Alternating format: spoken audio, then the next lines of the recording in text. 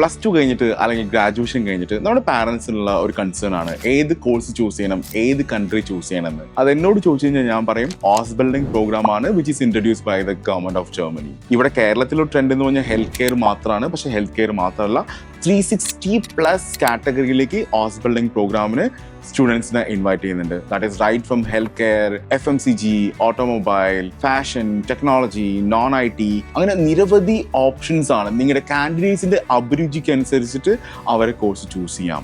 Ausbildung പ്രോഗ്രാമിന്റെ ഏറ്റവും വലിയ പ്രത്യേകത എന്ന് വെച്ച് കഴിഞ്ഞാൽ നിങ്ങൾ പഠിക്കുന്നതോടൊപ്പം തന്നെ 1035 തൊട്ട് 1600 യൂറോ വരെ നിങ്ങൾക്ക് സ്റ്റൈപ്പൻഡ് ലഭിക്കുന്നതായിരിക്കും. ഇതിന്റെ ഏറ്റവും വലിയ അഡ്വാൻറ്റേജ്, CanApprove വഴിയാണ് നിങ്ങൾ പോകുന്നതെങ്കിൽ we have something called buddy system. ഒരു മാസത്തോളം നിങ്ങൾ പോകുന്ന കുട്ടികളുടെ കൂടെ നമ്മൾ അസൈൻ ചെയ്യുന്ന ആൾക്കാർ അവിടെയുള്ള ബസ്, മെട്രോ, സൂപ്പർ മാർക്കറ്റ് എല്ലാം നിങ്ങൾക്ക് പരിചയപ്പെടുത്തി തരുന്നതായിരിക്കും. കൂടുതൽ അറിയുന്നതിനായിട്ട് CanApprove കോൺടാക്ട് ചെയ്യാം.